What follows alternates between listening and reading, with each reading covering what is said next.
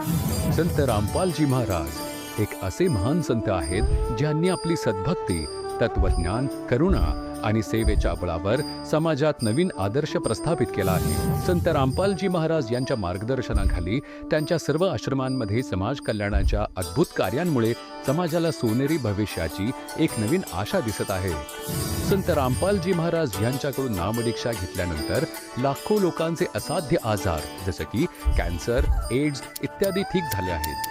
संतजी यांच्या ज्ञानाने प्रेरित होऊन त्यांच्या अनुयायांनी लाखो युनिट्स रक्तदान केले आहे. संतजी यांनी लाखो बहिणी मुलींचे हुंडामुक्त विवाह करवले आहेत.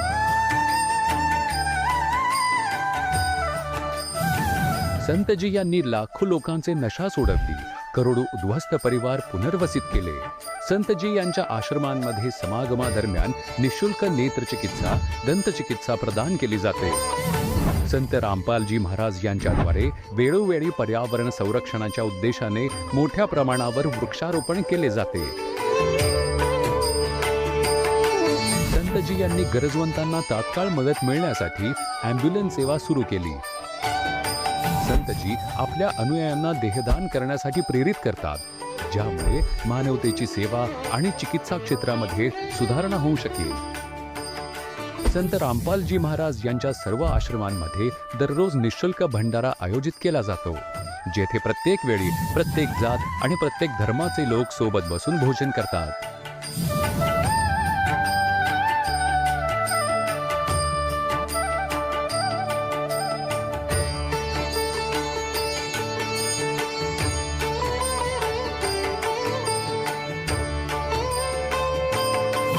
संत रामपालजी महाराज यांच्या आश्रमांमध्ये हजारो वयोवृद्धांना सन्मान आणि प्रेमाने जीवन जगण्याची संधी मिळते. त्यांच्या खाण्याची, राहण्याची आणि आरोग्याची पूर्ण जबाबदारी संत रामपालजी महाराज उचलतात. अनाथ मुलांसाठी संत रामपालजी महाराज यांचे सर्व आश्रम कोणत्याही वरदानापेक्षा कमी नाहीत. शिक्षण, संस्कार आणि भविष्यासाठी एक उत्तम संधी प्रदान केली जाते. मग भलेही पूर असो, भूकंप किंवा महामारी, संत रामपालजी महाराज आणि त्यांचे अनुयायी नेहमीच गरजवंतांसाठी सर्वात पुढे उभे राहतात. कोविड महामारी दरम्यान संत रामपालजी महाराज यांच्या आश्रमांमधून करोडो लोकांना भोजन, औषधे आणि जीवनावश्यक सामग्री उपलब्ध करून दिली गेली. मग भले गरिबाची मदत असो किंवा कोणा शोषित वा पीडित वर्गाच्या हक्काची आणि सन्मानाची लढाई, संत रामपालजी महाराज यांनी नेहमीच त्यांचा आवाज शासनापर्यंत पोहोचवला आहे. त्यांना सुयोग्य न्याय मिळवून देण्यासाठी महत्त्वाची भूमिका त्यांनी पार पाडली आहे. समाजात आध्यात्मिक आणि सामाजिक मूल्यांच्या संदर्भात जागरूकता आणण्यासाठी संत रामपालजी महाराज पावलोपावली मानवतेचे सच्चे सेवक सिद्ध झाले आहेत. संत रामपालजी महाराज यांचे जीवन आपल्याला शिकवण देते की सच्ची सेवा तीच आहे जी निस्वार्थ भावाने केली जाते.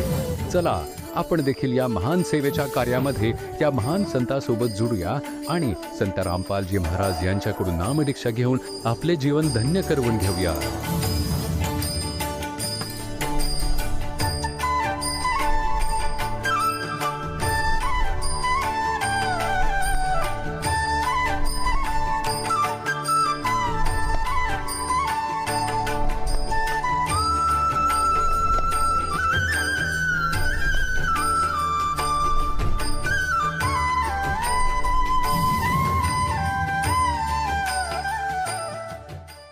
हा सत्संग संत रामपालजी महाराजांचा असून मराठी भाषिक भक्त समाजास सहज समजावे म्हणून हिंदी भाषेतून मराठी भाषेत रूपांतरित करण्यात आलेला आहे.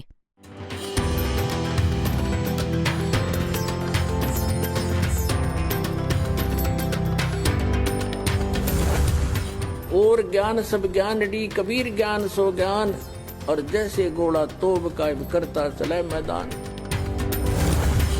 जगद्गुरु तत्वदर्शी संत रामपालजी महाराजांचे अमृत वचन सर्व पवित्र धर्मांच्या व पवित्र शास्त्रांच्या आधारावर. नमस्कार प्रेक्षक हो, आज आपल्याला एक अशी कहाणी ऐकायला मिळणार आहे जी आपल्याला जीवनाची खरी शांती आणि सुखाचा मार्ग दाखवेल. ही कहाणी आहे हरिश्चंद्र शंकर घरटे यांची, जे साक्री गावात राहतात. सुरुवातीला ते संत ठाकूर सिंग महाराजांच्या शरणात होते आणि लहानपणापासूनच त्यांची भक्ती करत होते. ते दररोज 3-3 तास साधना करत होते. मात्र त्यांना जीवनात काहीतरी अपूर्णता वाटत होती. त्यांचं जीवन साधनांनी भरलेलं असलं तरी शांती आणि समाधान मिळत नव्हतं. उलट ते व्यसनाधीन झाले. काही काळानंतर त्या जीवनात एक वळण आलं. त्यांनी युट्यूबवर संत रामपालजी महाराज यांचे सत्संग ऐकले आणि नामदीक्षा घ्यायची असं ठरवलं. आणि त्यानंतर त्यांना कोणतेच शारीरिक किंवा मानसिक त्रास राहिले नाहीत. त्यांना दररोज होणाऱ्या डोक्याच्या तीव्र वेदना काही काळानंतर पूर्णपणे थांबल्या. नाम घेतल्यानंतर शरीर हलकं झालं आणि मानसिक शांती मिळाली. त्यांना त्यांच्या कुटुंबात सुख, शांती आणि आनंदाचा अनुभव मिळाला. आज हरिश्चंद्रजी एकच सांगत आहेत की संत रामपालजी महाराजांच्या शरणात जा आणि खऱ्या सुखाचा अनुभव घ्या. चला ऐकूया त्यांची प्रेरणादायक कहाणी त्यांच्या शब्दात. नमस्कार. नमस्कार सर. आपलं नाव? हरिश्चंद्र शंकर घरटे, आपण कुठून आलात? घोडदे, तालुका साक्री, जिल्हा धुळे. आपला व्यवसाय काय आहे? शेती व्यवसाय. संत रामपालजी महाराजांची गुरुदीक्षा आपण कधी घेतली? फेब्रुवारी 2020 मध्ये. संत रामपालजी महाराजांची गुरुदीक्षा घेण्याअगोदर आपण व आपला परिवार कोणती भक्ती साधना करत होतात? संत ठाकूर शिवाजी महाराजांची भक्ती करत होतो. त्यांना संत ठाकूरजी महाराजांनी गुरु केलं होतं लहानपणापासूनच. तर भक्ती करत असताना म्हणजे ते 3-3 तास बसणं, डोळ्या लावून अशी साधना करत होतो. साधना करत असताना बरेचसे वर्ष केले आम्ही बुवा साधना. परमेश्वराला हे आराधना करतो दररोज बुवा. संध्याकाळी पहाटेला उठतो आणि ते नामासून डोळे लावून बसायचो. पण तरी करत होतो की बुवा कुठेतरी मोक्षाचा मार्ग आहे हा शेवटी असं. आणि गुरुवर जास्त निष्ठा होती, जास्तच श्रद्धा होती जास्त.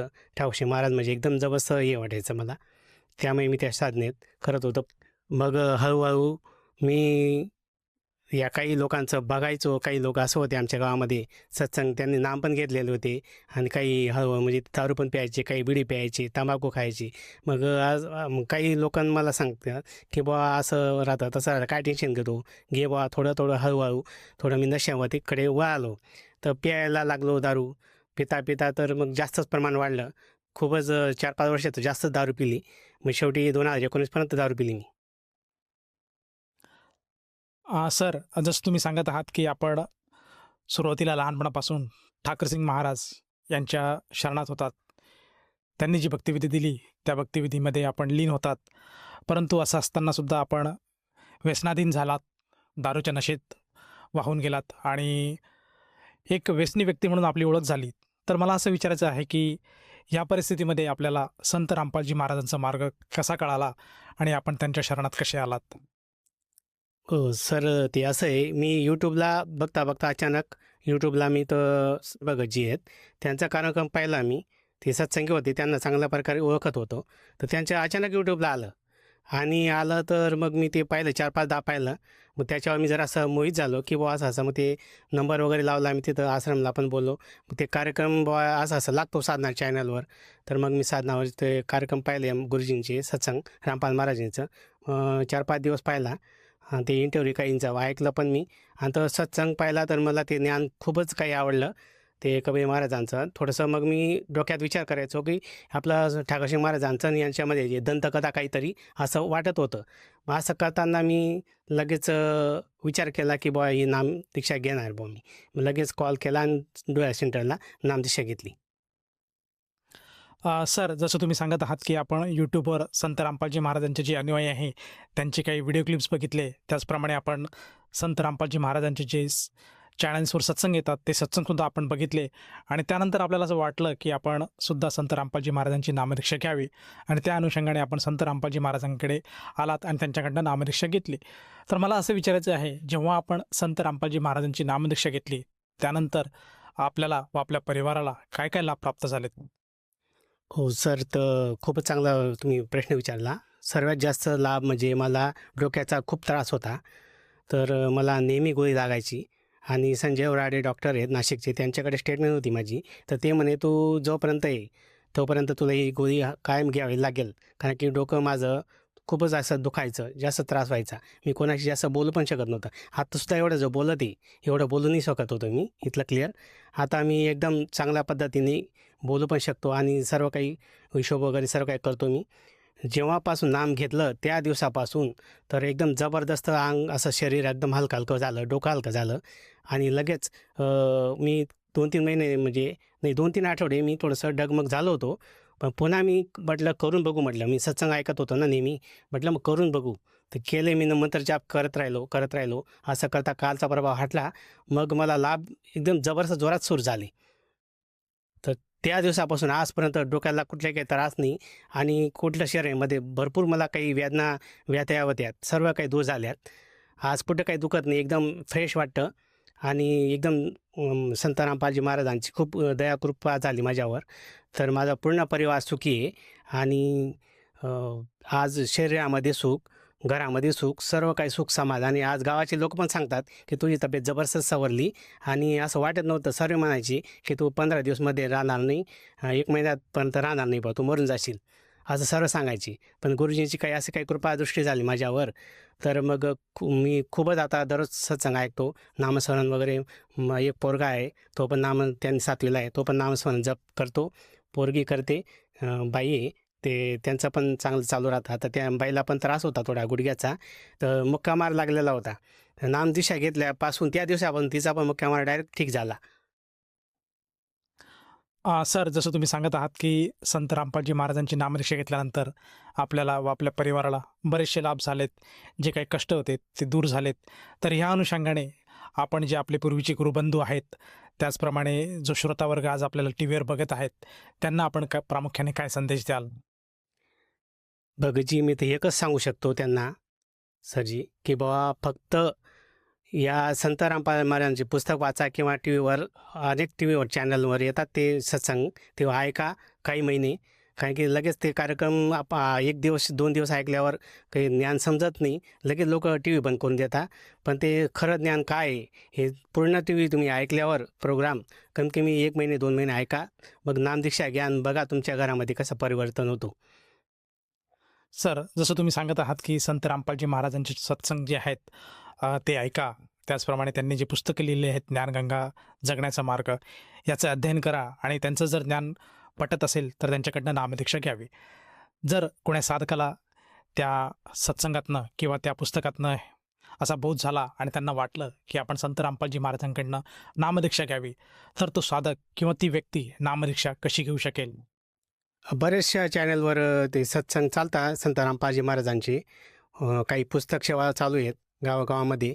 पुस्तक वाचा, ज्ञानगंगा, जगण्याचा मार्ग, असं तर जिने की राह, तर ते वाचा आणि लवकरात लवकर नामदीक्षा घ्या आणि आपला पण मोक्ष करा. कायमचा सतलोकला जाण्याचा मार्ग आहे हा. दुसरीकडे एकच आहे, दुसरा मार्ग कुठलाच नाही. याच्याशिवाय सत्यमार्ग हा आहे. टी व्हीवर याच्या नामदीक्षा घेण्यासाठी टी व्हीवर मोबाईल नंबर वगैरे येतात, त्यांना कॉन्टॅक्ट करा आणि आपल्या ज्या जवळचे काही नामदान केंद्र आहेत त्यांना कॉन्टॅक्ट करून तुम्ही नामदीक्षा घेऊ शकता. सर, या नामदीक्षेसाठी त्या साधकाला किती पैसे मोजावे लागतात? नाही सर, पैसे तर कधी लागत नाही, फक्त भाव लागतो, बस, काहीच नाही याच्या पुढे. धन्यवाद. साहेब. प्रेक्षक हो, आताच आपण ऐकले संत रामपालजी महाराज यांच्याकडून दीक्षा प्राप्त करून सुखी झालेल्या अनुयायाचे अनुभव. आता पहा जगद्गुरु तत्वदर्शी संत रामपालजी महाराज यांचे मंगल प्रवचन. तर पुण्यात्म्यांनो, असं तर आपल्यालाही कोणी सांगू शकतं की तुमच्या गुरुजींचं ज्ञान ठीक नाहीये, तर त्याचं प्रमाण घ्या आणि मग आपलं प्रमाण द्या. आणि मग तरीही आपल्याला काही भिन्नता वाटली तर निशंकपणे कोणाला तरी स्वीकारा. परंतु दास हे दाव्यानिशी सांगू शकतो की या विश्वामध्ये या दासाव्यतिरिक्त ना तर तत्वज्ञान आहे आणि ना भक्तीचं काही मंत्र समाधान आहे. सर्वांजवळ युजलेस मंत्र आहेत, मोक्षदायक नाही आहेत.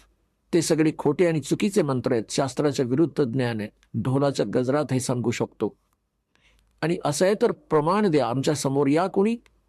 आम्ही आध्यात्मिक ज्ञान चर्चेचा एक कार्यक्रम चालू केलाय, त्यात समोर या आणि आपला पक्ष प्रस्तुत करा.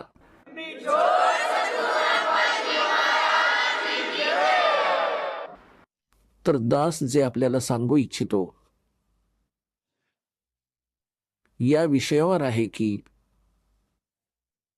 जी भक्ती आपण करता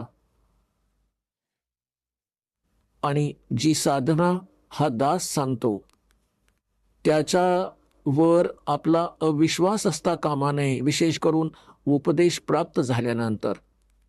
आणि तरीही कोणी अक्रम केलं तर तो हुशार प्राणी आहे. त्याने 1, 2, 4, 20,000 हजारोंना मूर्ख बनवून ठेवला असेल. जो गुरुपद मिळवून बसला असेल, जो दुसऱ्यांना अजून संभ्रमात टाकू पाहतो. अन्यथा इतके प्रमाण दिल्यानंतर तर मूर्ख माणूस पण समजून जातो की हा संत काय सांगू इच्छितो. तर सांगायचं दासाचं तात्पर्य हे आहे की जेव्हा तुम्ही उपदेशी व्हाल त्यानंतर तुम्ही दासाचं वचन ऐका, त्यांना फायनल माना. उपदेश घेण्याआधी तुम्ही पूर्ण तर्कवितर्क करा आपल्या मनाशी, एकमेकांसोबत करा की हे कसं लिहिलंय, हे असं लिहिलंय. मग प्रमाण पहा. आम्ही तर पान नंबर आणि अध्याय नंबर, त्यांचे श्लोक नंबर देऊन ठेवलेले आहेत आपल्या प्रमाणित ग्रंथांमधले. पुण्यात्म्यांनो, दास स्वतःकडील एक शब्दही सांगत नाही, कारण आपण जीव आहोत. जीव जर स्वतःच्या पदरचं काही सांगत असेल, ते जर सद्ग्रंथांशी मिळतं जुळतं नसेल तर जीव पदरचं बोलू शकतो. परंतु दासांनी ते सद्ग्रंथ वाचले आहेत जे गॉड गिव्हन आहेत. आणि गॉड गिव्हन जे विचार असतात ते जीवाच्या पातळीच्या बाहेरचे असतात. गॉड गिव्हन परमात्मा दत्त जे ज्ञान आहे त्यावर जीव विचारच करू शकत नाही तिथपर्यंत. तर त्यांना आपण फायनलच मानलं पाहिजे. That's all. हे समजून घ्या. आणि हे आपण निश्चित केलं पाहिजे की दास जे बोलेल ते सद्ग्रंथातूनच बोलतात. जे सद्ग्रंथांमध्ये लिहिलेलं आहे आणि जे आपले धर्मगुरू समजावू शकले नाहीत, दास त्यांना समजावतोय की ह्या सद्ग्रंथांचं सांगण्याचं तात्पर्य हे आहे आणि हे जसंच्या तसं लिहिलेलं आहे. ॲज इट इज रिटन आहे. अगदी जसंच्या तसं लिहिलंय आणि ते आमचे धर्मगुरू समजू शकले नाहीत. बस एवढीच गोष्ट. आता धर्मगुरू कोण असतात? जे धार्मिकता आणि सद्ग्रंथांचं ज्ञान देतात. आणि जो सद्ग्रंथांपेक्षा वेगळं ज्ञान देतो आणि आपसात भांडणं लावून मारतो, तो ना धर्मगुरू आहे ना धार्मिकता त्याच्या आसपास असते. तो तर एक राक्षस व्यक्ती आहे. आपण पूर्वी हे पाहत आलोय, हिंदूंचे गुरु मुसलमानांशी युद्ध करवतात, मुसलमानांचे गुरु हिंदूंच्या बरोबर अशा लढाया करवतात आपला स्वार्थ साध्य करण्यासाठी. आणि ते आपल्याला मूर्ख बनवत आले. आता आपण पाहू आपल्या सद्ग्रंथांना, आणि सद्ग्रंथांमध्ये वर्णित विधी आहे त्याने आपण मोक्ष प्राप्त करू. तर दास आपल्याला सांगत होता की जे मंत्र आपल्याला दिले जातात त्यांचा आपण इथे प्रयोग नाही करायला पाहिजे होता. आपल्याला त्याच्या कमाईला संग्रहित केलं पाहिजे, सुरक्षित साठवलं पाहिजे. कोणाला आशीर्वाद नाही द्यायचा, कोणाला आशीर्वाद किंवा शाप नाही द्यायचा. शाप दिला तरीही तुमचं पुण्य क्षीण होईल आणि कोणाला आशीर्वाद दिला तरीही तुमची भक्तीची कमाई संपून जाईल, खर्च होईल. आता जसं कोणी एका चाकाने, एका टायरने हवा आणि दुसऱ्या टायरमध्ये भरेल तर त्याला किती अक्कल आहे? दोन्ही कंडम.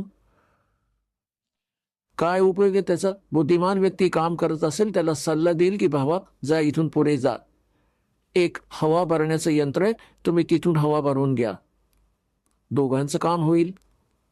तर अशा प्रकारे जर आपण आशीर्वाद दिले तर आपली पुंजी नष्ट होते, आपली भक्ती. आता ना त्याला फायदा, थोडासा फायदा होईल पण आपण इथेच राहू, दोघेही चंपट होऊ, काय फायदा? तर अशा प्रकारे आपण आपल्या मुलांना, भावा बहिणींना, माता पित्यांना, सर्वांना, सानिध्यातील मित्रपरिवार, अन्य कोणी, त्या सर्वांना सद्भावनापूर्वक प्रार्थना केली पाहिजे की आपणही दीक्षा घ्या आणि आपली हवा आपण भरा.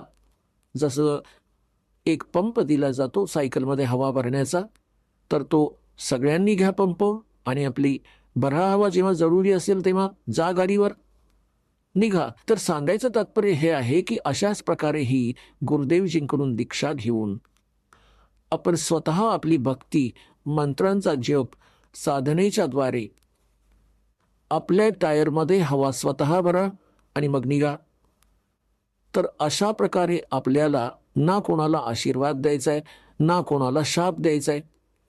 दोन्हीत आपल्याला हानी आहे. आधी काय होतं, हे काळाचं जाळं आहे. आपण पाहता मोठे बुजुर्ग लहानांना आशीर्वाद देतात आणि बुजुर्गांच्या पाया पडतात. कारण की पहिल्यांदा जी एक आपण पाहिली असेल, एक पगडी सिस्टीम आहे. पगडी, जसं पित्याच्या मृत्यूनंतर मोठ्या मुलाला एक पगडी बांधली जायची, पगडी, आणि मग त्या पित्याचं कार्य तो करायचा. आपण या आधीचा इतिहास पहा. तर त्यात काय होतं की तो आशीर्वाद देणारा आपली पुंजी नष्ट करून टाकतो आणि त्यांना आशीर्वाद देऊन टाकतो. जसं आपण पाहिलं असेल, एक सुनबाई आपल्या सासूचे पाय दाबत असते किंवा अजून कुठल्या मोठ्या वयस्कर बाईपाशी बसून तिला चरण स्पर्श करते. ती तिला आशीर्वाद देते, पुत्रवती हो, हां, तुला तुला मुलं होत, पुतो फलियो दुधो नाहीये, या तऱ्हेने. तर त्या वयस्कर बाईपाशी जे चाराने होते ते तिने सुनेला दिले. आपण खाली झालो, पुढे तर चार्जरच नाही. तर अशा प्रकारे आपण आपल्या भक्तीला बर्बाद नाही करायचंय, ना कुठल्या सुनबाईला आशीर्वाद द्यायचा आहे. सुनबाईलाही परमात्म्याशी जोडायचं आहे. मुली, तू तुझी भक्ती कर आणि तुझंही कल्याण हो, आमचंही कल्याण हो. आता पुण्यात्म्यांनो, परमात्मा म्हणतात, मेर तेर की जेवडी युगल बंदा संसार, एक कबीरा ना बंदा जो है नाम आधार. ज्याने नाम प्राप्त केलं, परमात्म्याला आधार मानून चाललाय, तो संसारातल्या माझं तुझ्याच्या भानगडीत अडकून नाही पडत. आता आपण पाहिलं की ही म्हातारी कशा प्रकारे आशीर्वाद देते. जेव्हा सुनबाईचं आणि तिचं सख्य आहे तेव्हा ती आशीर्वाद देते, तुझे भाऊ जगो आणि तुझे बाचे जगो आणि तू सवाष्ण मरो. सवाष्ण मरो म्हणजे तू मरण्याआधी तुझा पती न मरो, तू वृद्धावस्थेपर्यंत सुवासिनी राहा. आणि दुसऱ्या दिवशी झालं तिचं भांडण, रागाने दिली शिवी, तुझे भाऊ मरू दे, तुझे भाचे मरू दे, तू रांड हो. दुहेरी तोटा करून घेतला तिने. पहिल्यांदा तर आशीर्वाद देऊन संपवली, मग तिने शिव्या देऊन भक्ती संपवली. तर हे काही चांगलं झालं? तर दास आपल्याला सांगत होता की भक्ती मार्ग जो आता सुरू झालाय तो 4थ्या युगातच सुरू होतो. आणि ही वेळ आहे त्याची.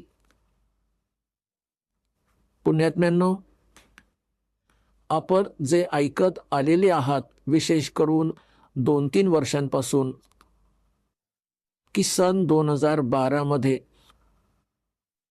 प्रलय होईल.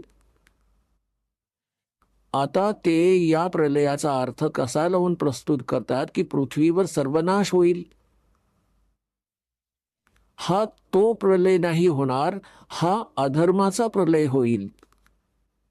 अधर्माचा सर्वनाश होईल, अज्ञानाचा प्रलय होईल आणि ज्ञानाचा विकास होईल. हा तो प्रलय आता सन 2012 मध्ये होईल.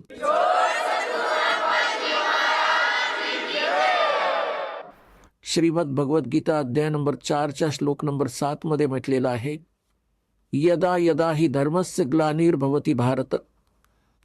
जेव्हा जेव्हा धर्मामध्ये द्वेष निर्माण होतो, अधर्म वाढत जातो, धर्माचा नाश होतो, तर काळ भगवान म्हणतात, तेव्हा मी माझे अंश अवतार निर्माण करतो, पाठवतो.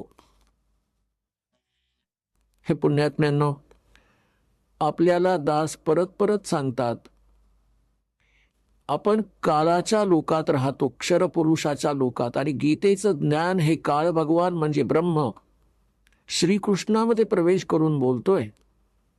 हे सांगतोय की जेव्हा अधर्म वाढत जातो, आणि धर्माची हानी होऊ लागते, तेव्हा मी माझे अंश अवतार पाठवतो, जसे श्रीराम श्रीकृष्ण रूपात, श्री परशुरामाच्या रूपात, आणि ते अधर्माचा नाश करतात.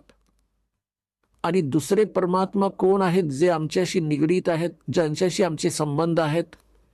एकतर आम्ही यासाठी संबंधित आहोत की आम्ही या काळाच्या ब्रह्मच्या लोकात राहतो आणि आमचा मूळ मालक परमअक्षर ब्रह्म आहे, तिथे आम्हाला जायचं यासाठी आम्ही प्रयत्न करतो. तर हे काळाचे जे अवतार असतात, ब्रह्मचे अवतार कसा अधर्माचा नाश करतात? जसं महाभारत घडवलं, कोणी श्रीकृष्णजींमध्ये प्रवेश करून या काल भगवानाने, श्रीकृष्णजी युद्ध नकोच म्हणत होते, ते तर 3 वेळा शांतीदूत बनून गेले होते आणि त्यांनी इथपर्यंत प्रतिज्ञा केली होती की मी युद्धही नाही करणार, हत्यारही नाही उचलणार. तर हा काल आहे, हा करवून घेतो. तर त्यावेळी म्हणतात अधर्म वाढला होता आणि त्या अधर्माचा नाश त्यांनी कसा घडवला?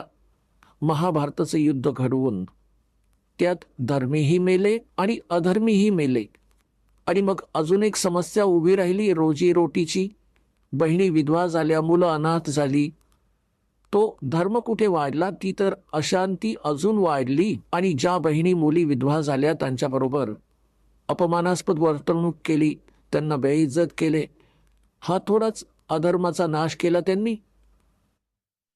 आता जसं परशुरामजींनी क्षत्रियांना मारून टाकलं, कारण की ते सर्व निर्दयी, अत्याचारी, अन्यायी बनले होते. आणि हीच स्थिती पुण्यात्म्यांनो अधिकतर आता झालेली आहे.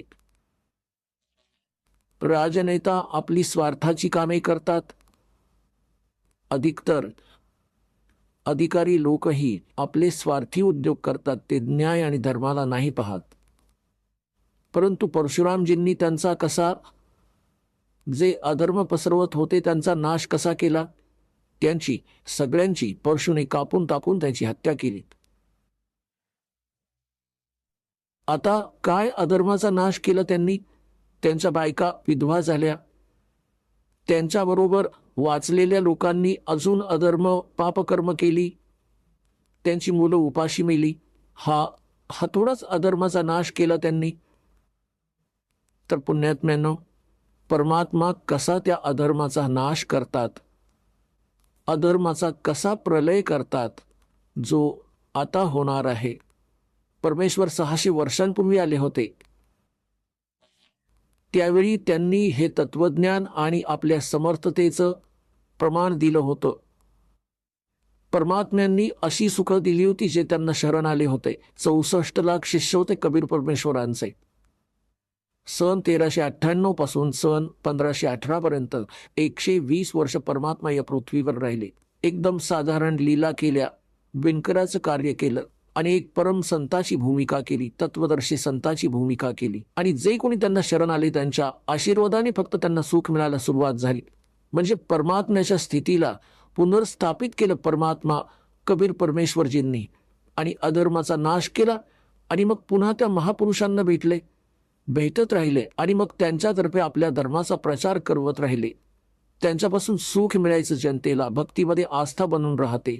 तर आता या 50-60 वर्षांपर्यंत पुण्यात्म्यांनो, आपण मागचा इतिहास पहा. किती शांतीने राहायचे लोक, दुःखीला दुःखी पाहून दुःखी व्हायचे लोक, त्याची मदत करायचे. एका घरात अभाव असला कुठल्या वस्तूचा तर अख्खा गाव एकत्र व्हायचा की अरे भाऊ त्याची मदत करा, कोणत्या कारणामुळे त्याच्यावर काही संकट आलं असेल तर. आणि आता खुश होतात कोणाचं नुकसान झालं तर किती. आता 20 पडली आहे. महापुरुषांकडून स्थापन झालेला धर्म अजूनही चालू होता. आता पुन्हा दया केली आहे दात्याने. हे आता पाहताय की दासाच्या जीवनामध्ये हे 61वं वर्ष चालू आहे. याच्या आधीचाही काळ पाहिलाय आणि वर्तमानाचाही काळ पाहतोय दास. दिवस आणि रात्रीची वीज पडत आहे, इतकं अंतर पडलंय.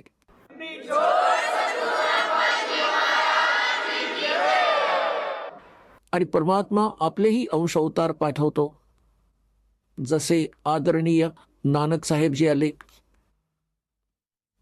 पूर्ण पंजाब क्षेत्रात धार्मिकतेला पुरेपूर भरून टाकलं. परंतु 10वे श्री गुरुजी जे होते यांचे गुरु गोविंद सिंगजी, त्यांच्यानंतर कोणी संत गुरु नाही राहिले. केवळ गुरु ग्रंथ साहेबला यांनी गुरु मानायला प्रारंभ केला, सुरुवात केली. आपली आपली डफली, आपला आपला राग सुरू झालं. दारू प्यायला लागले, मांस खायला लागले. आता पुण्यात्म्यांनो, जसं गुरु ग्रंथ साहेब काय आहे हे तर एक विधान आहे भगवंताचं, आणि त्या विधानाला मेंटेन करण्यासाठी राजाची आवश्यकता असते, संताची. तर जसं आपलं विधान बनवून ठेवलं आहे आणि प्रधानमंत्री राष्ट्रपती कोणी बनलं नाही आणि असं म्हणाले की या विधानालाच राष्ट्रपती मानूयात, तर सगळे आपापली डफली वाजवतील, तर सगळा रंग बिघडून जाईल. तर त्या विधानामध्ये जे काही नियम आहेत त्यांचे पालन करवणाऱ्या संतांची आवश्यकता अवश्य असते, तर ही धार्मिकता टिकून राहील. हा या दासाचा एक संत होण्याच्या नात्याने सल्ला आहे आणि सच्चाई आहे. तर आता हे किती अंतर पडलं त्याच पवित्र धर्मात. मुसलमान धर्म सुरू झाला तेव्हाही त्यावेळी असा मांस आणि दारूचा आणि तंबाखूचा बिलकुल समावेश नव्हता, आणि आता त्यातही अशाच वाईट प्रवृत्तींनी घेरले. मांस खातात, तंबाखू खातात, ह्या तर सामान्य गोष्टी झाल्यात. तर पुण्यात्म्यांनो, आता या अधर्माचा नाश होईल, नास्तिकतेचा अंत होईल आणि सर्व लोक धर्माकडे चालतील. कारण अधर्म करून सगळे थकून गेले आहेत. दारू, मांस, तंबाखू खाऊन पिऊन दमलेले आहेत. पण यात त्यांना काही विकल्प दिसत नाही, कारण समाजाच्या आत या वाईट प्रवृत्तींनी घर केलंय आणि पावला पावलावर मित्र भेटतात, पिणारे आणि खाणारे. तर आता दास जो प्रयत्न करतोय की स्वच्छ समाज बनवूयात, आणि याच समाजातील मुले जी पुण्यात्मा आहेत तीच अधिकाधिक विडी तंबाखूपासून दूर होतील आणि सद्भक्ती करतील. तर हळूहळू त्या वाईटाला घालवूयात, अन्यायालाही दूर करूयात. ते पण बघता बघता सन्मार्गाला लागतील, जसा पाहता पाहता हा वाईटपणा सगळ्यांमध्ये घर करून बसला. आता प्रसंग जो चाललाय पुण्यात्म्यांनो, की आता ही जी वेळ आहे हा या 4 युगांचं क्रीम आहे. सतयुग, त्रेता, द्वापारचा आणि कलियुगाचा आता हा प्रेम टाइम आहे भक्तीचा, मोक्ष प्राप्तीचा. सतयुग, त्रेता, द्वापार युगात असेही प्राणी खूप सुखी होते, चांगल्या आत्म्यांचा जन्म होतो. तर ते जे काही भक्ती शास्त्राच्या विरुद्धही करत असतील तरीही त्यांना सुख मिळतं.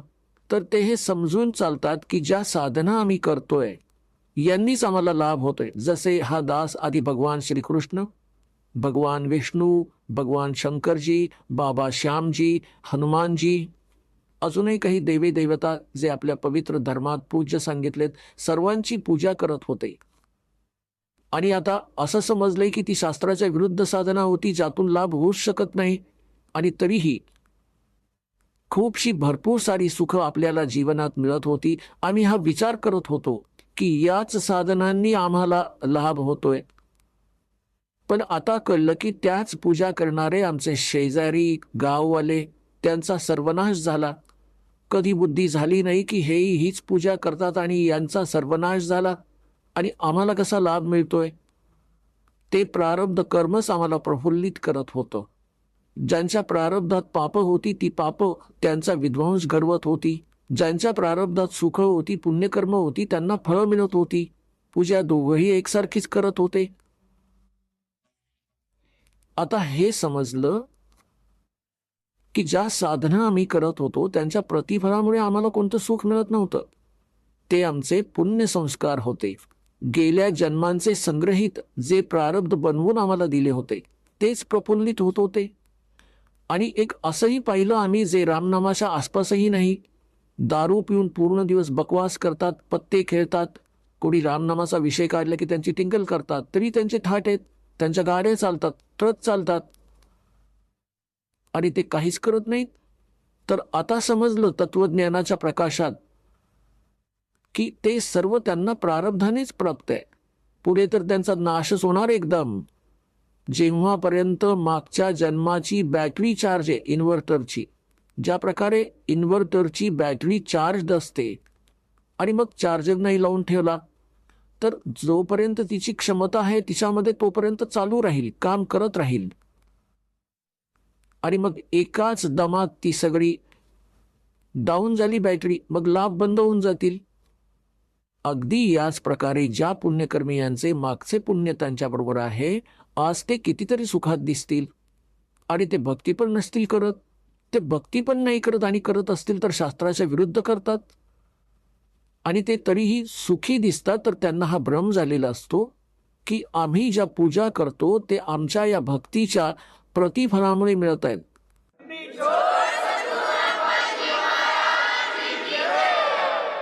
तर ही त्यांची चूक आहे. याच प्रकारे सतयुग, त्रेता, द्वापार युगात सर्व प्राणी, त्या खूप पुण्यकर्मी प्राण्यांचा जन्म त्या युगांमध्ये होतो. तर त्यांच्या पूर्वजन्माच्या संस्कारानुसार त्यांना लाभ फळ मिळत राहतात. त्यांना वाटते की ते सुखी आहेत याच साधनेने. तर त्यांना कोणी सांगितलं की ही पूजा सोडून हे करा, ते नाही मानत. दुसरं कारण त्यावेळी काय राहिलं की त्यावेळी शिक्षण नव्हतं.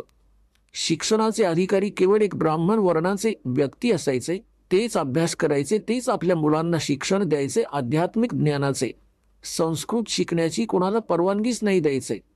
तसं शाळेत शिक्षण नक्कीच दिलं जायचं, परंतु आध्यात्मिक मार्गाचं ज्ञान त्यांना नाही दिलं जायचं. ना त्यांना अधिकार होता सद्ग्रंथांना वाचण्याचा. जसे ते सांगायचे त्या आधारे ते केवळ क्रियाच करायचे. गुरुजींनी जे मार्गदर्शन केले त्याच प्रकारे ते क्रिया करत राहिले.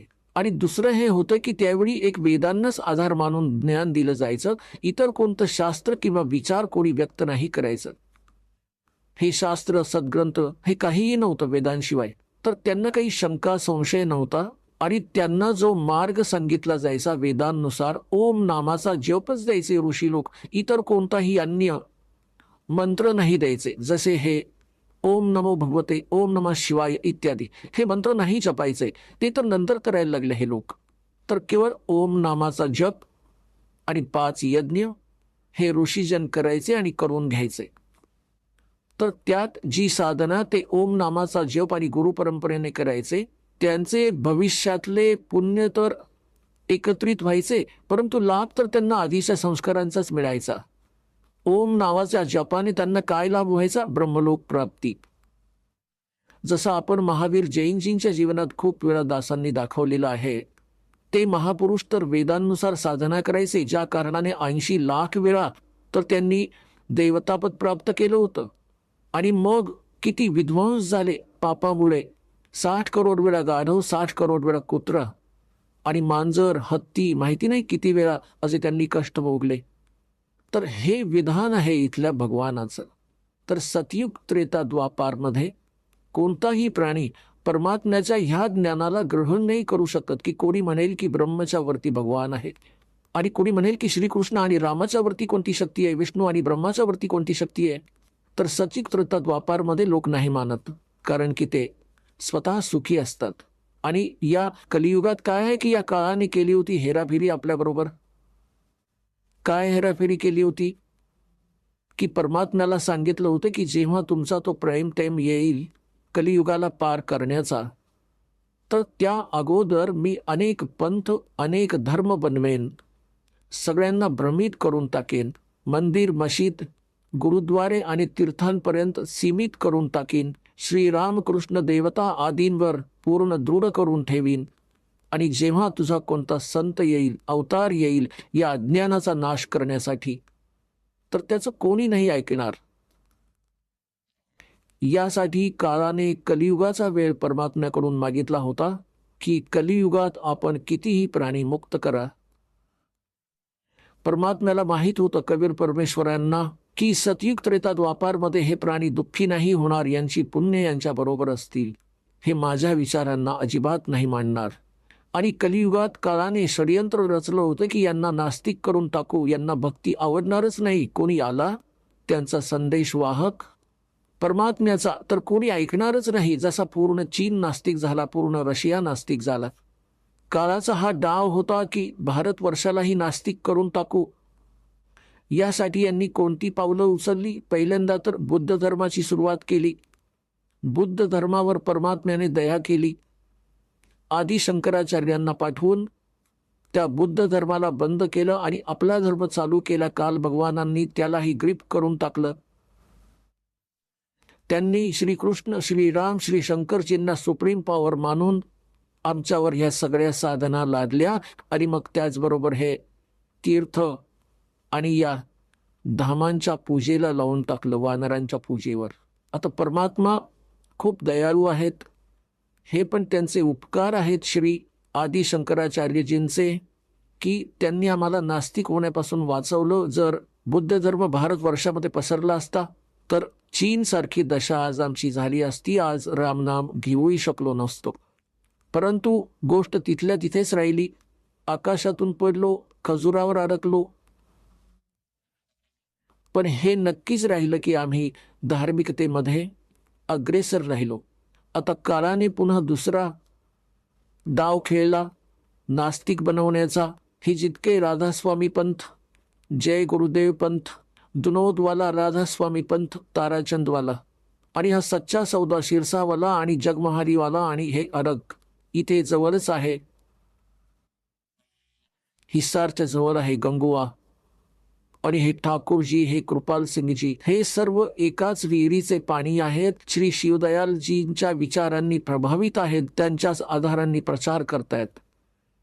आता हे काय करतात, जसं आपल्या हिंदू धर्मातल्या सर्वांच्या घरांमध्ये एक ज्योत तेवत असते देशी तुपाची. हे तर नेहमीच पाहिलं असेल तुम्ही. तर यांनी राधास्वामी, धनधन सद्गुरूवाल्यांनी, जय गुरुदेववाल्यांनी आणि ताराचंदवाल्यांनी ती पण बंद करायला लावली. आणि हे म्हणतात ज्योत नाही लावायची, आम्ही तर आतमध्ये ज्योत पेटवणार. हा तर थोडा हवन यज्ञाचा लाभ होणार होता, पुण्यकर्म होणार होतं, तेही बंद करून टाकलं. आणि यांचं ज्ञान आपल्याकडे आहे. ते कसं वचन ऐकवतात, ते सतनाम, तेच सतनाम आहे, तेच सत्पुरुष, तेच सारे शब्द, तेच सारनाम, तेच सचखंड, तेच सतलोक, तेच राधास्वामी. ही यांची अक्कल पहा. यांनी ज्ञान तर सगळ्या सद्ग्रंथांपासून दूर केलं. आणि यांची अजून एक थिअरी आहे. यांचे महापुरुष सांगत आहेत की आम्हाला वेद आणि गीता वाचायची आवश्यकता नाही. आमचं ज्ञान तर यांच्या पुढचं आहे. जे थोडाफार गीताजींचा नित्यपाठ करून ज्ञान यज्ञाचा लाभ मिळणार होता, तोही बंद करून टाकला. या ग्रंथांबद्दल घृणा उत्पन्न करवली. तर हे पक्के काळाचे दूत होते.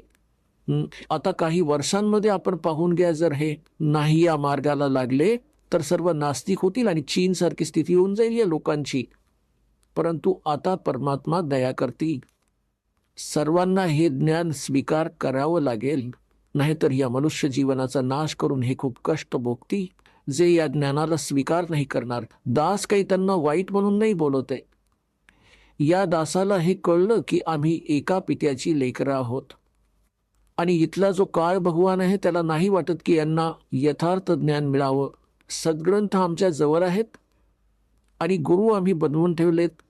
आमचे हिंदू धर्माचे गुरु आम्हाला नाही सांगू शकले की सद्ग्रंथांमध्ये काय प्रमाण आहे. यांच्या विरुद्ध लोकवेद सांगून आमची वाट लावून टाकली यांनी. तर दासाचा उद्देश आहे की सर्व पुण्यकर्मी प्राण्यांशी हेच आहे की आपण खरेपणाला ग्रहण करा. पूर्ण चांगल्या प्रकारे तपासा जे दास शब्द बोलतोय आणि मग या तत्वज्ञानाला ग्रहण करा आणि आपलं कल्याण करून घ्या.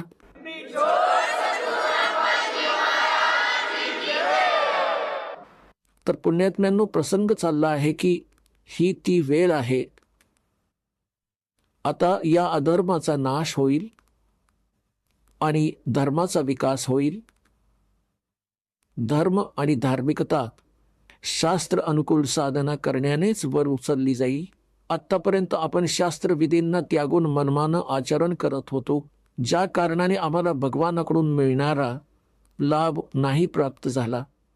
आणि आपण भगवानाला विसरून मग आपण स्वतः आपला लाभ प्राप्त करण्याचे मार्ग शोधत राहिलो. जसं कोणाला टेन्शन आलं तर तो गुटखा खायला लागला, दारू प्यायला लागला, टेन्शन संपवण्याकरता.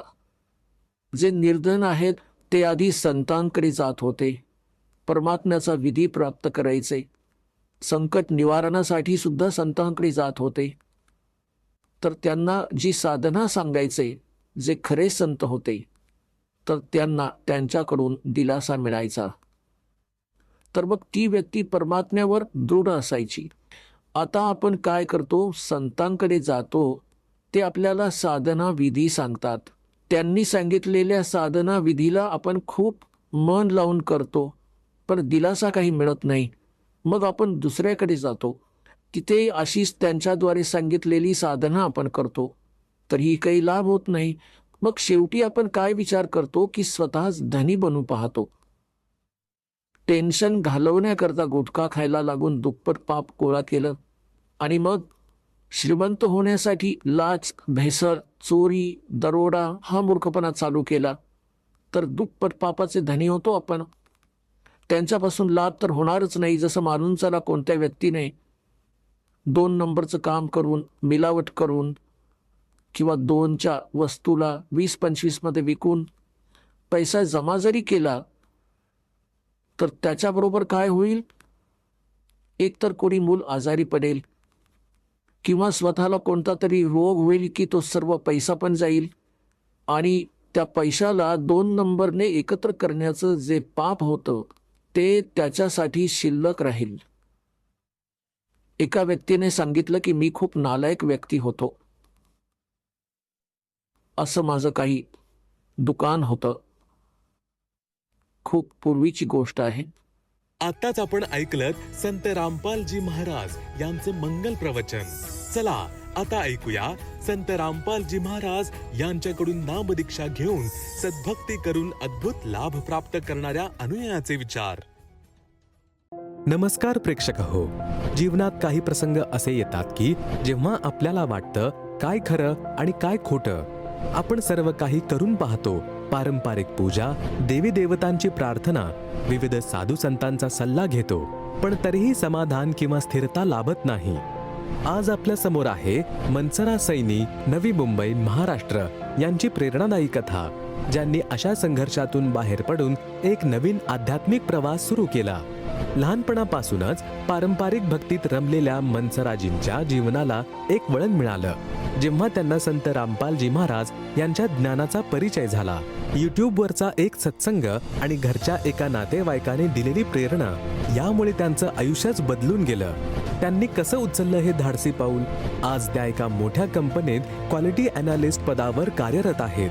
प्रेक्षक हो, ही कथा फक्त यशस्वी आध्यात्मिक प्रवासाची नाही, तर एका कुटुंबाच्या शारीरिक, मानसिक बदलांची आहे.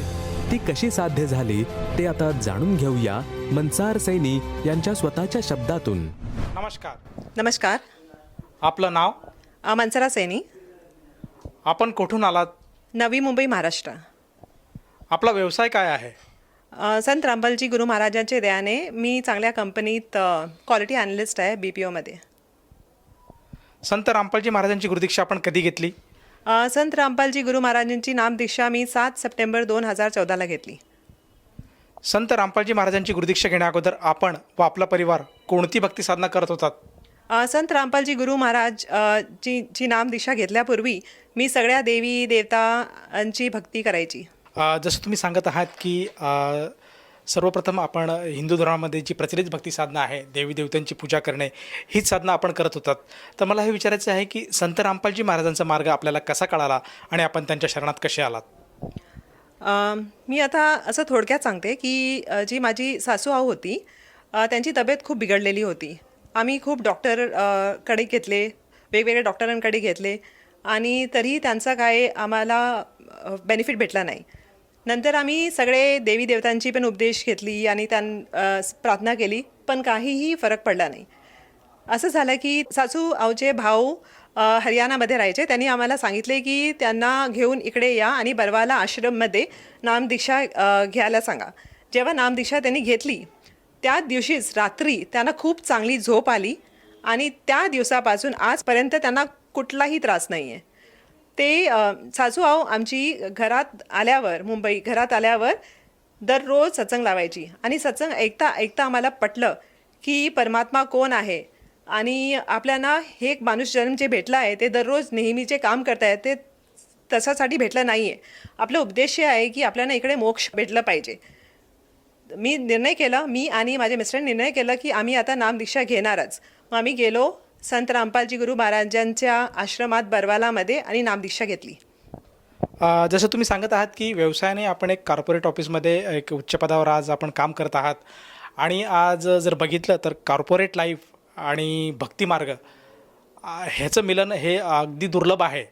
तर आपण असं असतानासुद्धा आपल्याला असं काय ज्ञान मिळालं की आपण जे कॉर्पोरेट लाईफमध्ये आज जर बघितलं तर पार्टी करणे, त्याचप्रमाणे जे मोठमोठे हॉटेल्स आहेत त्याच्यामध्ये जाणे, तर आपणसुद्धा एक कॉर्पोरेट ऑफिसमध्ये काम करत आहात, कार्यरत आहात आणि असं असतानासुद्धा आपण संत रामपालजी महाराजांच्या मार्गाकडे कशा काय वळालात? कॉर्पोरेट लाईफमध्ये बघा आमचा मेन उद्देश असते की आपण तिकडे जाऊन पैसे कमवू आणि आपल्या घरातले जे डेली लाईफचे जे पैसे हवे ते कमवू. आणि उद्देश आपला हे नाही आहे की आपण पार्टी करू, हे आनंद करू, कारण ते फक्त थोड्या वेळाचे आहेत. तो आज तुम्ही पार्टी केली तर तुम्हाला उद्या असं वाटेल की अरे आज मी दुःखी आहे. जेव्हा मी सत्संग ऐकले तर तेव्हा मला कळलं की तत्त्वज्ञान आणि परमात्मा ज्ञान काय आहे. आत्मज्ञान कळलं. आत्मज्ञान मी कोण आहे, कुठून आली आहे आणि माझा उद्देश काय आहे. आणि परमात्मा ज्ञान खरं संत कोण आहे आणि परमात्मा कोण आहे यांची ओळख झाली. म्हणून मला असं कधीही वाटलं नाही की कॉर्पोरेट लाईफमध्ये आम्ही पार्टी करायची. मला जास्त आनंद सत्संग ऐकून, सेवा करून, भक्ती करून, सिमरन करून येते. जसं तुम्ही सांगतात की संत रामपालजी महाराज हे खरे गुरु आहे किंवा पूर्ण गुरु आहे. आज जर आपण बघितलं तर आज दुनियाभरामध्ये बरेचसे संत आहेत, लाखोच्या संख्येने उपलब्ध असतील आणि ते स्वतःलासुद्धा तत्वदर्शी किंवा पूर्ण गुरु म्हणतात आणि त्यांचे करोडोच्या संख्येने आज अनुयायी उपलब्ध आहेत. तर समाज म्हणजे असा निर्णय कसा घेऊ शकेल की खरा गुरु कोण आहे, पूर्ण संत कोण आहे? हा समाजाला एक पडलेला प्रश्न आहे. कारण कोणाकडे जावे त्याने? तर समाज निर्णय कसा घेऊ शकेल की पूर्ण गुरु कोण आहे आणि आपण कुठल्या गुरुची भक्ती करायला हवी? ते अगदी तुम्ही बरोबर सांगितले की आता निर्णय करणं हे खूप खूप डिफिकल्ट झालं आहे. कारण खूप संत आहेत आणि मी स्वप्नात सुद्धा कधी विचार केला नव्हतं की मी गुरुजींची नामदीक्षा घेणार आहे. पण मी जेव्हा गुरुजी संत रामपालजी गुरु महाराजांचे सत्संग ऐकलं आणि ते प्रूफ दाखवायचे, गीता अध्यायमध्ये काय लिहिलं आहे, वेदमध्ये काय लिहिलं आहे, पुराणमध्ये काय लिहिलं आहे, ते मी रिलेट करू शकत होती. जे मला प्रश्न यायचे. तर मी असं विचार करते की जर सगळ्यांनी हे सत्संग ऐकलं आणि दुसऱ्या संतांची पण सत्संग ऐकले तर त्यांना हे डिफरन्शिएट करता येईल की काय ट्रू ज्ञान आहे. जसं तुम्ही सांगत आहात की आज समाजाने संत रामपालजी महाराजांचा सत्संग ऐकला किंवा बघितला, त्याचप्रमाणे अन्य साधू संतांचे सुद्धा त्यांनी सत्संग किंवा लिटरेचर जे असेल ते जर वाचले किंवा बघितले तर तो समाज आज तुलना करू शकतो आणि त्याला लक्षात येऊ शकतं की संत रामपालजी महाराज आजच्या घडीला जे ज्ञान देत आहेत ते शास्त्रोक्त आहेत, गीतेवर आधारित आहे, वेदांवर आधारित आहेत आणि शास्त्रप्रमाण आहेत. म्हणून किंबहुना ते समाज निर्णय घेऊ शकतो की खरा संत कोण आहे, पूर्ण गुरु कोण आहे. आणि आपणसुद्धा त्या अध्यायातून आपण गेलात आणि आपण आज संत रामपालजी महाराजांना गुरु म्हणून स्वीकारलं आहे आणि त्यांची भक्तिविधी आपण करत आहात. तर असं असताना आपल्याला या भक्ती साधनेमुळे किंवा जो काही मंत्र आपल्याला संत रामपालजी महाराजांनी दिला त्या मंत्राच्या जोरावर आपल्याला आपल्या वैयक्तिक आयुष्यामध्ये काय काय अनुभव आलेत किंवा काय काय लाभ प्राप्त झालेत? संत रामपालजी गुरु महाराजांची नामदीक्षा घेतल्यानंतर मला खूप बेनिफिट्स भेटले आहेत, लाभ भेटले आहेत. जसे की पहिल्या दिवशीच मी रात्री बरोबर झोपली. मी रात्री झोपताना मला असं घाबरं वाटायचं की काय, मला रात्री अंधार पाहून मला घाबरं वाटायचं. पण गुरुजींची नामदीक्षा घेतल्यानंतर मी आता आनंदाने झोपते. मला काही भीती नाही. मला नेहमी असं वाटतं की गुरुजी माझ्यासोबतच आहे, आता पण माझ्यासोबतच आहे. हे मला लाभ भेटला आणि घरात तर अनेको लाभ भेटले. जसे की माझे मिस्टर यांनी नामदीक्षा घेतली. नामदीक्षा घेतल्याच ते आल्यावर घरी त्यांना प्रमोशन भेटले जॉबवर. मग थोड्या दिवसांनी आम्ही 4 व्हीलर घेतले आणि आता हा दुसरा बेनिफिट असं झाला की एकदा पूर आलेला. माझे ससूर आणि माझे मिस्टर 2 तास बाईकवर अटकले होते. त्यांना काही वाट भेटत नव्हते. तर त्यांनी गुरुजीशी प्रार्थना केली की गुरुजी प्लीज आम्हाला मार्ग दाखवा, आम्ही इकडे उभे नाही राहू शकत, एवढे जोरात पाऊस होत होती. तेवढ्यात एक ऑटो रिक्षा आली आणि ऑटो रिक्षावाल्याने त्यांना सांगितलं की एक काम करा, तुम्ही जरा मागे जा आणि तिकडे रस्ता एकदम साफ आहे, तुम्ही आरामात पोहोचेल. त्यांनी ते मार्ग घेतलं आणि ते 40 मिनिट्समध्ये उल्वे आमच्या घरी पोचले. ते एवढा मोठा लाभ झाला. नंतर एक अजून लाभ झाला माझ्या मिस्टरांना की ते कार ड्राईव्ह करत होते आणि ड्राईव्ह करताना त्यांना असं दिसलं की ते एक ट्रक बाजूने जात होतं. ते ट्रक आहे ना त्यांच्यावर पडणार आहे. त्यांनी मंत्र सुरू केली. मंत्र सुरू करताच ते ट्रक आहे ना दुसरीकडे पडली. असे अनेको लाभ झाले. माझी घरात माझी मुलगी आहे 9 वर्षाची. तिला जसे ती 3 वर्षाची झाली तिने गुरुजींची नामदीक्षा घेतली. आणि ती आता आपल्या अभ्यासात असो की दुसऱ्या कार्यात असो ती एकदम पुढे आहे. तर गुरुजींची नामदीक्षा आमच्या घरात सगळ्यांनी घेतली आहे आणि सगळ्यांना आर्थिक, मानसिक आणि शारीरिक सगळं काही स्थिती प्रॉपर आहे. जसं तुम्ही सांगत आहात की संत रामपालजी महाराजांच्या सद्भक्तीमुळे आज आपल्या परिवारामध्ये खुशाली आहे, बरकत आहे, शारीरिक स्वरूपात, मानसिक स्वरूपात, आर्थिक स्वरूपात. या सगळ्या गोष्टीतून मला हे विचारायचं आहे की बराचसा हा समाजामध्ये जो दुःखी समुदाय आहे, जो भक्ती मार्गासाठी आज दरदर भटकत आहेत किंवा त्यांना जे काही त्यांचे संकट आहे, त्यांना जे काही दुःख आहे, काही रोग आहे, काही व्यसन आहे, त्यातून त्यांना मुक्तता पाहिजे आहे. तर असा समाज आज सद्भक्तीसाठी आज म्हणजे भटकत आहे. तो सद्भक्ती कशी त्याला मिळू शकते, त्यासाठी तो इकडे ना तिकडे या साधू संतांकडे, ह्या देवी देवतांकडे, ह्या मंदिरात जात आहेत. तर अशा सर्वांसाठी आपण आपल्या अनुभवातून काय संदेश द्याल? मी तर हे रिक्वेस्ट करू शकते, प्रार्थना करू शकते की तुम्ही संत रामपालजी गुरु महाराजांचा सत्संग ऐका आणि जाणून घ्या की खरे संत कोण आहेत आणि नामदीक्षा घ्या.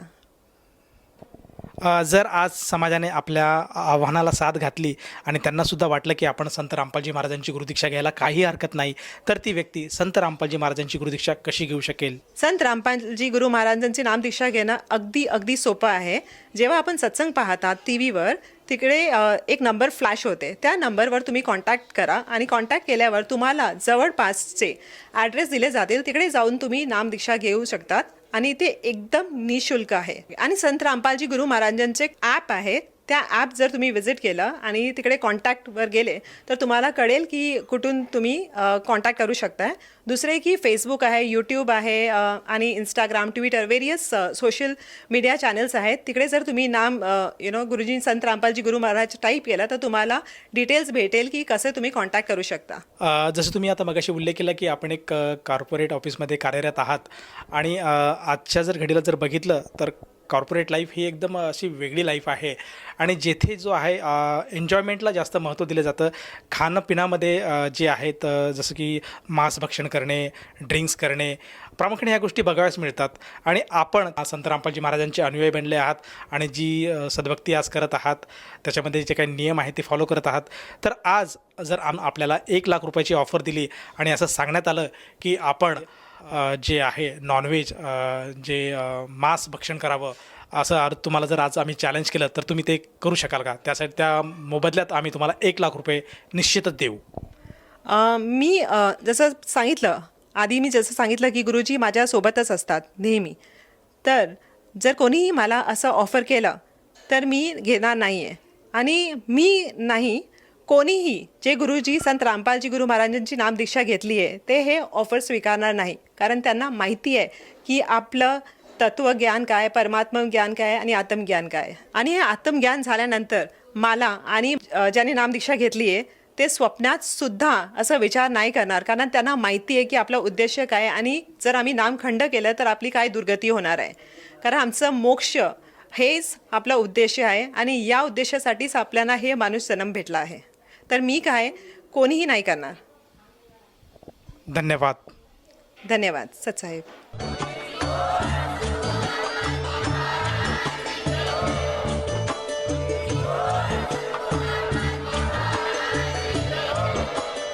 आपण ऐकत होता जगद्गुरु तत्वदर्शी संत रामपालजी महाराज यांचे मंगल प्रवचन, ज्यांच्या शुभ आशीर्वादाने संपूर्ण विश्वामध्ये 500 पेक्षा जास्त नामदीक्षा केंद्र आहेत, जिथे निशुल्क नामदीक्षा दिली जाते. निशुल्क नामदीक्षा प्राप्त करण्यासाठी आणि अधिक माहितीसाठी संपर्क करा 7030303951 7030303952. अद्वितीय आध्यात्मिक ज्ञान वाचण्यासाठी, पाहण्यासाठी आणि ऐकण्यासाठी संत रामपालजी महाराज ॲप अवश्य डाउनलोड करा किंवा आमची वेबसाईट www.jagatgururampalji.org वर विजिट करा. आम्हाला सोशल मीडियावर फॉलो करा. सर्व पवित्र धर्मांच्या पवित्र शास्त्रांवर आधारित प्रमाणित अनमोल पुस्तक ज्ञानगंगा किंवा जगण्याचा मार्ग यापैकी कोणतेही एक पुस्तक निशुल्क मागवण्यासाठी आपण आम्हाला आपले पूर्ण नाव, पूर्ण पत्ता, पिनकोड आणि फोन नंबरसह लिहून 7030303951 किंवा 7030303952 या नंबरवर SMS करू शकता किंवा 7030303950 या नंबरवर व्हॉट्सअप देखील करू शकता.